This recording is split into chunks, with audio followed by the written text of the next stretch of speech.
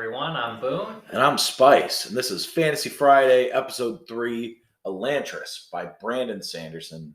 It is his debut novel, and it is the beginning of a 4-book arc that we're doing, where we're covering 4 books by Brandon Sanderson, and they're all 4 of his first books, I believe. The first published books, at least. Yeah, I think that's right. Now, Boom, before we get into spoilers, give me your thoughts first on how you'd compare Elantris to other works of fantasy that you've read based on pure enjoyment. Okay. Pure enjoyment, I'd say it's pretty solid. It's not like I wouldn't put it like up in my top favorite stuff, but it's a pretty good book. It's definitely as good or better than anything I've read from Brandon Sanderson, and it's on par with a lot of like good fantasy. It's a good fantasy book. I probably have it under like things like Lord of the Rings for me, but maybe under a good portion of maybe the start of Lies of Black Lamara, and then we know how it goes. But it's good. It's a good fantasy right here, and for it to be his debut novel, like, is pretty impressive.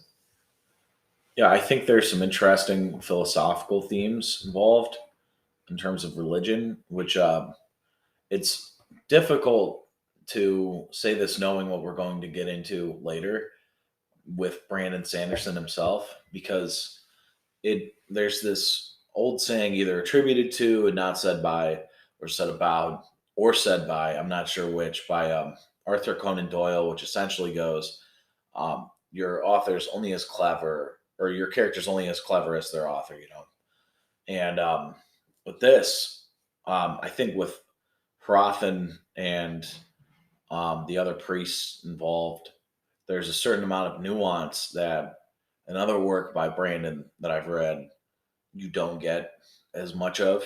And in that regard, I feel like it is a worthwhile experience, even if you don't like the world or you think some of the characters are one-dimensional.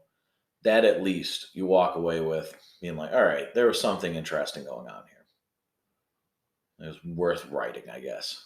Yeah, absolutely. There were definitely some like really clever twists with those guys. Like, I was not expecting. Well, we'll save it for the spoiler section. Yeah, you're not getting that out of us.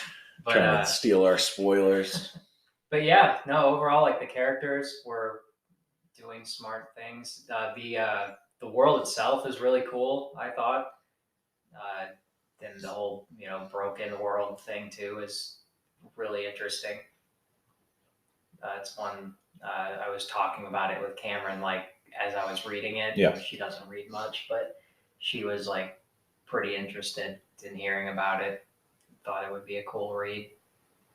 Yeah, I think some of the subplots aren't alluded to enough, but compared to some of the other fantasy or sci-fi fantasy I've been reading lately, it is foreshadowed way more than in those. So I think the tension in books sort of lives and dies on their foreshadowing, and it makes so when you have twists, they can be conveyed ahead of time. So even if you don't guess it, you feel like it was earned.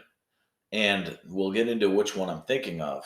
But there's some foreshadowing, not quite as much as I would have liked, but it shows promise.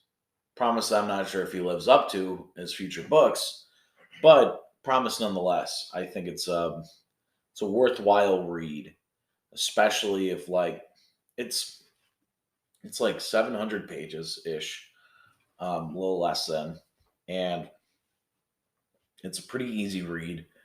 I don't know if there's a single word in there I had to look up or use context clues for. So if you're just bored, you have a weekend that you're spending like out in a cabin or something, it's not a bad read. Not a bad read. Yeah, not at all. You have a 10-hour drive to someplace that isn't your home. Yeah. So we have 10 hours. Yeah, I guess that's another. Somewhere in where we live, we can go 10 hours from. Yeah. Presumably an ocean. Yeah. One of the oceans. Or perhaps another country. Yeah. Yeah, I think that's fair. I don't know if there's a... that's a hard thing that doesn't really give much. Exactly. But oh yeah, that's how I audiobooked it, and just pretty much had it playing like the whole time. Cause it's a pretty lengthy audiobook. I don't know if the book itself isn't short. It took me a minute. But it might have just been the narration. But it was like 27 hours or something like that. Well, the way it flips in perspective makes it so, it is a bit longer than it needs to be. But you get a whole narrative. It's not like the Mistborn books where you're carrying from one book to another. And there's not a whole lot of time jumps. This is happening in like a month or two, basically, if that. Yeah, they talk about that a lot. How like if it had gone on much longer, we wouldn't have. Yeah, I'll leave it there until we get to the next section here. Boom. Who would you recommend this book for? I would recommend this to anyone looking like for what you said, like just a whole story in a book. It's not often in fantasy. Like it is hard to find a fantasy series that is just one book and has a pretty solid ending. Like you're not feeling like hung out. Like it's meant to be this one book. That doesn't happen much. It's almost always a trilogy or some long-spanning series. This felt good. It felt good to just spend the time here in Elantris and then be done with it and feel good about it. Yeah, there's no real threads to pick up on for a sequel, and there's no like undiscovered mysteries for a prequel. It's a book that feels like it's self-contained in a natural way, and that I feel like it would be a mistake to revisit this unless, because what's the name of his universe? The Cosmere. The Cosmere. So I don't know how the magic systems would make sense of each other, or like if it really could make sense timeline wise, because like the world is ending during the Mistborn trilogy. Meanwhile, in this, the world isn't ending. There's a scourge of a plague, but it's not ending the world. So I don't know if that would make sense. But the only way I would want to see Elantris brought in to the rest of the Cosmere is through some sort of cross pollinated timeline, I guess. An individual book of Elantris I would not want to read again. No, like you said, I just don't really think there's enough thread left. Yeah, it's not a criticism. No, it's good because the way he leaves it, like there is a little, there's some intrigue left, and that's exactly how you want it. Like it's like just to the point where I could have taken more, and just that's where we're ending. Like you can think about what the implications were, and that's enough. Yeah, and I think it shows restraint on his part because the Mistborn books are between 400 to like 600 pages. This book is around 700 pages. He could have written an extra 100 pages and split it in half and had 2 books. And I would have had to buy 2 books and read 2 books. And there would have been tension from one book to the other. And I don't think it was necessary. And I think him recognizing that is a good moment of clairvoyance. Right. Boom, I can see you're shivering, dude. Are you all right? I'm good. I'm good. I'm just a little chilled still. I take ice baths like a couple times a week, and today was one of them, and I was feeling really stoic in there, so I was like, I'm gonna go for 12 minutes instead of my normal like 5 to 10, and now I'm just shivering. He's shivering. He's wearing pajama pants and his favorite Lord of the Rings sweater, and he's still shivering. Sorry, the coffee's starting to work. It's good. It's warm. Good. I'm glad. I was hoping to think of a way to help you, but I don't really have any recourse. I don't know. Anything that could help you would harm me in terms of me getting warm because it's cool down here. That's half of it. Is that it's also cool it's not a warm day recording studio. I'd have to give you my shirt. I don't know if that would be good for either of us. In my home, where all my shirts are. Oh man. Boom. Any last thoughts? No, I think I keep almost spilling into the next section anyway. I think we're ready to get into it. Well, in that case, please join us next time for Mistborn by Brandon Sanderson, the first book in the Mistborn trilogy. And you can meet us after this quadrilogy. Is that what you'd call it? Like our quadrilogy is us doing it in. Yes, exactly. His trilogy plus one. After that, we'll be doing the first book of the Discworld series, the Color of Magic by Terry Pratchett. So if you want to join us for that, that'll be out in the coming months.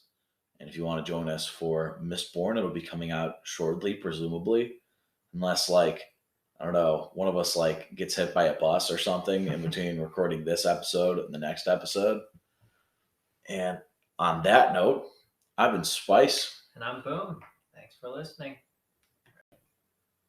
And we're back. Boom. Do you think that this what's the name of the main character, the woman? Serene. Do you think Serene, or I read it as Serene, but either way, Serene is more well developed than Vin. Also, spoilers for future Brandon Sanderson books. Yeah. As with Lies of Blackmore, we're not going to be able to keep this straight. There's no way. Mistborn, I hardly even remember individual book events. Yeah, it's like a wadded up ball of gum in my head right now. Just different events. But I do think that she's a better developed character than Vin. Vin suffers from that main character syndrome where they're the whole chosen one god person. So any actual development that she was could have or should have had just gets super dampened by that. Yeah. For me, when she becomes we find out she was just a god. It's the same thing with Locke. Yeah. Where I loved Locke. I still guess I like Locke, but at this point it's just not the same. What the hell? Yeah. It's not the same. So I think Vin kind of suffers from that a little bit, and Serene stays pretty regular in a good way. But does cool thing. Yeah, I think it's cool. I think it's the whole them being married and not knowing each other and then getting to know each other anyway is a cool way to develop both of them and that relationship. Yeah, I agree. I think that there's moments of weakness for her that aren't available for Vin. Because Vin, it's always John Cena. She feels like John Cena, where there's moments in like not today John Cena that everyone loves. I'm talking 2010, nerfed beyond all comprehension John Cena, where no matter how much damage he took in a match, he'd come back no matter what because he's John Cena and he rises above hate and overcomes the odds. And that's how Vin felt, where it's no matter how beaten up or worn down she is, she's going to come back because she's Vin. And she has to, because otherwise, how is this going to end? What? She's their only weapon other than Elend once he becomes a Mistborn. Mm-hmm. And in Serene's case, there's that moment with the Mysteries cult in the sewers where she's seeing the sacrifice of the altar and she's backing away and she slips. And if it wasn't for the intervention of her friends, she would have died. For sure, she would have died. And I think that is a good feeling. That sounds terrible. That sounds terrible. But it's a good feeling that there is that vulnerability. And the fact that it's dual protagonists, I mean, she could have died and it wouldn't have. Yeah, it would have been a big hit, but it's not a story-ending deal where Vin would have died. Exactly. You'd be rolling the credits if Vin died. Yeah, no, it having like that legitimate sense of danger for characters is such a big help for books for me. Like for the suspense piece, like you truly were not sure. She was in a really bad spot. If Ash, I think was the Sion's name, Yeah, hadn't like clued went in out his of friends. her Yep. yeah out of her commands to like go make sure she had help, she would have not survived. Yeah, it's nice that there's moments of tension that couldn't be there in Mistborn. Yeah, no, reading Mistborn, you're like, it's more so like, not is she gonna make it? It's just like, how How is is she she gonna gonna get do it? out? Yeah, Which I mean is a sort of tension, but not like it's the sort of tension you get in like the Lego video games, where like it's not can you complete this puzzle? It's how are you going to complete this puzzle? yeah, Um, I was thinking that with that subplot with the cult, the mysteries cult, that's what I was alluding to earlier in terms of foreshadowing. I'm sorry. Ugh, my sleep schedule's all messed up. I woke up at 4 a.m. this morning on accident. oh jeez. Yeah, not good. And that's one of those things that you feel really cool about if it's on purpose, but Yeah, on accident. No, accident, not so much. Um, yeah, there's a little bit of foreshadowing, but not as much as I would have liked there to have been. Like, yeah, his movements in the night are, suspicious, but I thought it was like an affair or something. I didn't think it was something this drastic. Then they discussed the mysteries cults in other contexts, but not in this one beforehand. Yeah, So maybe if they had found some sort of artifact in his room, that would have helped. But like when Rowden and that one woman from Elantris sneak into the palace. If they had noticed something there where it doesn't affect Serene's view of the king, but it's still telling the balances audience us a little and bit. create that Yeah, dramatic irony, yeah, that would have been helpful. But overall, it's a good idea. There is foreshadowing, just not as much as I would have liked. yeah. I mean, it even took her seeing a minute to put it together when she was like, "That's the noises." It's like, what are you Yeah, talking about? It's like we didn't know about that yet. But no, that was it's a cool thing because that was way before when she was hearing that stuff. But it would, yeah, like you said, it'd be cool if we had a little bit more because I wasn't ready for that like that, at all. But no, there's definitely an attempt at least. I yeah, appreciate it. yeah. A for effort, but like the execution is more like a B. But like it's probably my favorite part of the book, other than maybe Harafen. And Hrathen and the noble that she marries, Royale. Oh, Roy, yeah, I think he's all right. I think he's like the thing is, I'm so jaded with Brandon Sanderson books that I would like Royale more than nearly everyone in the Mistborn trilogy. But in this one, compared to like Hrathen and his underlings and um, the guy that helps out Rowden and Elantris, I think he's okay. Like I I think the fact that he isn't a creep towards Serene when he really could have been with the whole marriage deal is nice. I think that yeah. was a No, good that was well played. yeah. Oh, weird that they dropped that thing about her uncle being like a pirate and like it barely gets focus. I thought that was something that should have been resolved in the afterword, probably between her uncle and her father, I believe. Yeah, yeah. That was kind of a weird thing going through it too, because he was also like they're painting him as this like crazy pirate too. Like Yeah, he has his axe on the wall, and like when he's fighting these demons from whatever that the church was. Fjordell. Yeah, there's like a certain church. Like there's three Yeah, this different like Shukareth. monasteries. Yeah, when he was fighting those guys and like beating them, like some superhuman guy, like just axing them. Yeah, Like he was probably like, they painted him as a like a crazy guy, did he and then die? I don't know if he did or not. I don't recall. I don't remember him die. I think it would have made it probably a big scene. But then they just kind of gloss over like him just losing to the king of Teod. What's his name? I just read this book. I promise. There's a lot of characters and names. Evantio. Yeah. Is his name. But I mean, I guess it does kind of track because that's supposed to be the biggest fleet in this world. Yeah. Keon, that he was going against, or Kine, something like I read that. it as like Kian. Yeah. Yeah, that was something that should have had a little more development. But then again, if this was another 100 pages, I don't know if I would have picked it up. So Yeah, good fair on, enough. yeah.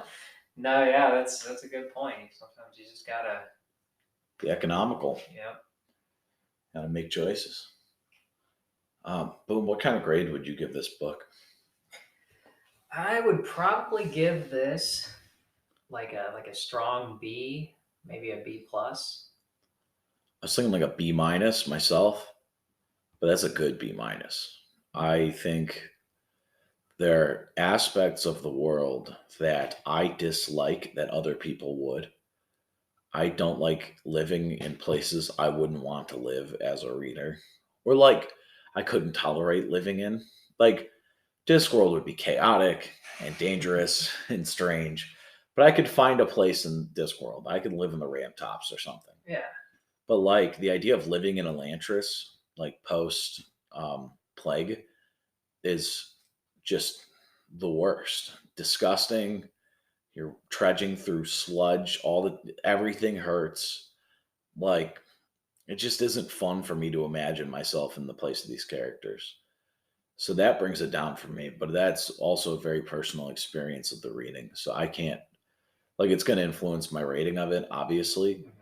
But I wouldn't consider that a criticism. It's just how I read books. Yeah, no, that's fair enough. I mean, while you're reading, you're hanging out there, and that Yeah. was a rough spot to be hanging out. Post Rio de Elantris is no fun. Yeah, it's like when you're in Minecraft and you're first starting out, like you're at night and you don't have a bed yet, so it's like you can't sleep and there's monsters outside. That's how that felt. Just the fear that is engendered in that part of it. Yeah, that's a crazy concept. The whole slimy buildings and never healing from injuries. Yeah, and you can't eat, but you're hungry, and eating doesn't matter anyways when you do eat. Yeah, these people literally like lose their minds from being hungry when they can't even eat. I would have liked to have seen more people get put in that pool that dissolves people. I don't know. If I were in like Riyadh's shoes, I would have taken all of the people who'd given in to the Riyadh. Yeah, they had a house for them, and like I feel like I'd maybe just take them over there. Yeah, I'd take all of them that are beyond. Like I get at the end, they're kind of proven wrong in that sense. Yeah. But I think for the sake of their sanity and their health, I don't know, is there an afterlife? Not in general in this book. Yeah, I don't think they. Like I'm not asking you. We're going deep. No, I don't think they like presented one in this book. Then where do they go? Because it's not like they're in acid. It's no, I don't think they. Yeah, I don't think they went into any depth with it. But they have like all these religions, so I think that there's something. Even if it's not an afterlife, maybe become part of something else. I don't know. Reincarnation or something. Yeah. I don't know if that would have made me enjoy the idea of the rejuvenation bath more or less. Getting your body destroyed so you can escape. Yeah, they did say the guy that they did it to, like he was enjoying it. He seemed like he was happy about it. Well, he's the one who like guided them there. I don't know how much that's like when your dog has a painful like itch and you're scratching it, it like hurts but it's good and that type of deal. Like I had a dog who had ear issues for a long time, so that'd be like half of cleaning his ears. It's like the good kind of pain. Yeah, I wonder how much that's that and how much of it's like more of a spiritual deal, like being able to transcend your mortal form and move on to something that doesn't hurt constantly. Like, it doesn't Yeah. hurt so bad you go insane.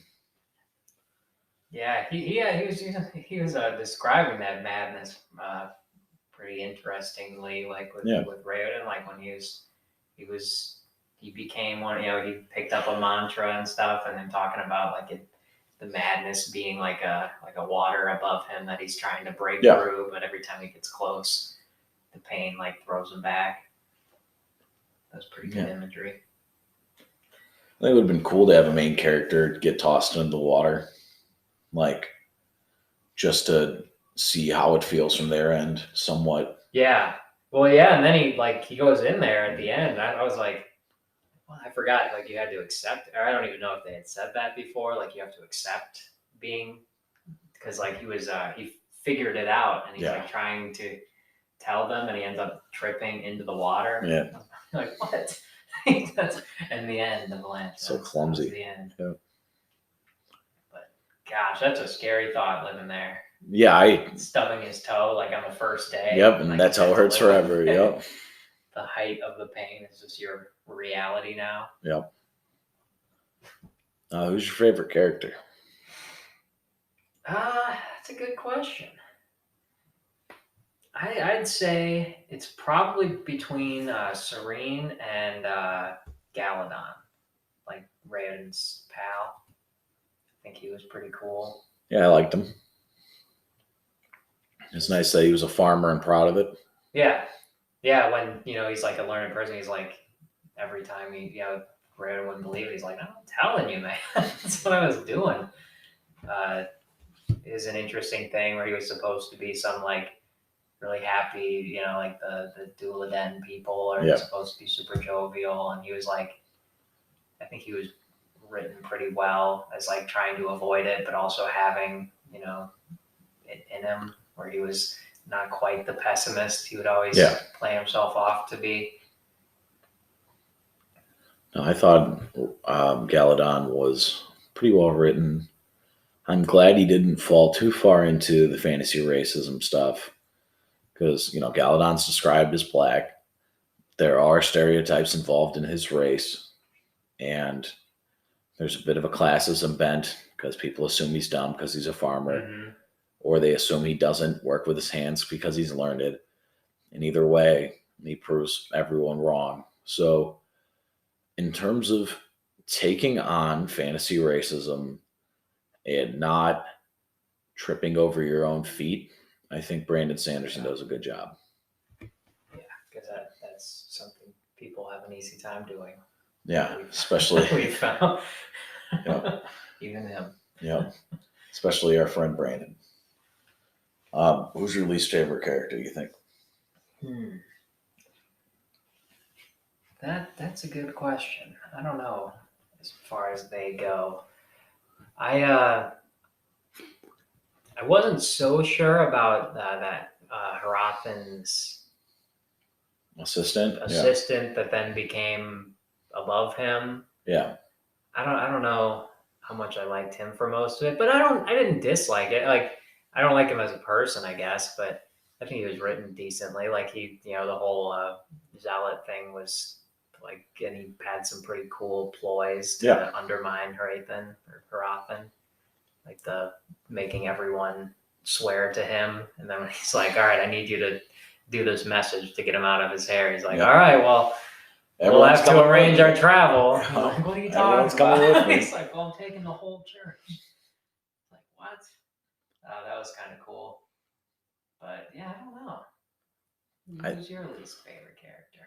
I thought that guy acted as a good contrast to Harathan. Yeah, I think it's more I just didn't like him as a guy. I wouldn't say like literary least favorite, because the more I think about it, the more he was pretty cool as a needed component.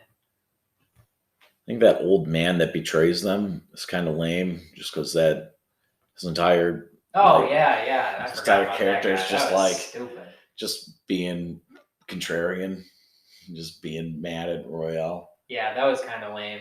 And then, like, at the end, he's like, "I finally got you." And I was like, "This is not the same, dude. Yeah. This is you are just an idiot." And then they kill Royal over it, and he's like, "What?" Yeah, you're comparing like the price of mangoes to killing Yeah. or to selling out all Yeah. your friends. Yeah, two wealthy people. Like just one of them is a little bit more wealthy Yeah. because he's a little bit better at it. And then just like selling out all of your best friends and like just condemning them to death. That was Yeah. kind of rough. He was my least favorite character, pretty comfortably. I think I think so too. I forgot about that. That was devious. King Iodon's not super well written. Is that his name? I think so. Yeah. I don't think they tease him being like a weird pagan enough as a character. Like you see the way he acts, and you're like, this doesn't really jive with the idea of someone with a gigantic secret and is also really peculiar, like Yeah. deep down. And then after he dies, he had that whole thing written about, or even like just 10, like it was supposed to take place like 10 years after he took command, Yeah. or after he dies, when he like had written like a solid code, like we're not going to use wealth as a measuring stick anymore. We're going to actually like use merit. So it's not like he's just this idiot bad guy. And then when Serene like ridicules him in front of everyone and he's like tearing up, I feel like the guy who wrote that code with all that knowledge like wouldn't have crumbled as easily as he did. Yeah, If he's he just like was that confident in himself and the writing that he did. Like it's kind of weird that he was just like folded like that. Also weird to be a good dude in terms of being a statesman, but also sacrificing virgins and animals and stuff. Like those things don't jive for me. No. Yeah, it could have been written better. Overall, I've read worse for sure, especially recently. Yeah. I know we're in a little bit of a slog right now at these. Yeah, better this than one not being one. This was nice. This was a good one. Yeah, better than Republic of Thieves, I'd say. Mm-hmm. I agree. Boom. Any last thoughts before we head out? I don't know. You got anything else while I think of anything else? I don't know if I've expressed just how much I like Harathan. Like I've brought it up. Yeah. I like his crisis of faith. I like how he seems to be like the most zealous dude, and then it turns out he's not the most zealous guy, and he starts losing his faith towards the end. I thought the idea of him running around in his armor the entire book just to take it off in the climax was funny. I thought that worked. Yeah, and then like they make the comments about him, like it being real armor. They always thought it was decorative. And Yeah. like, no, it was real. It makes it even weirder that it's missing at the end. Going to parties in it. Yeah. Yeah, I thought Harathan was solid. Yeah, I do too. I liked him a lot.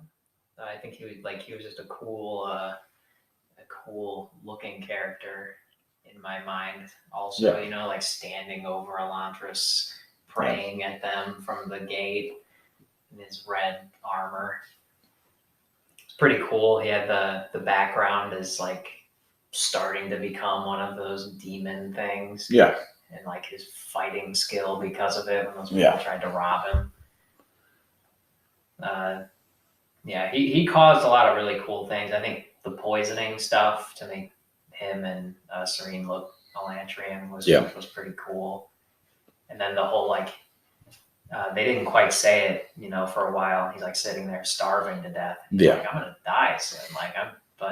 So hopefully he's like praying and stuff. It's like, well, like Elantrian don't need to eat. Why is he worried about dying?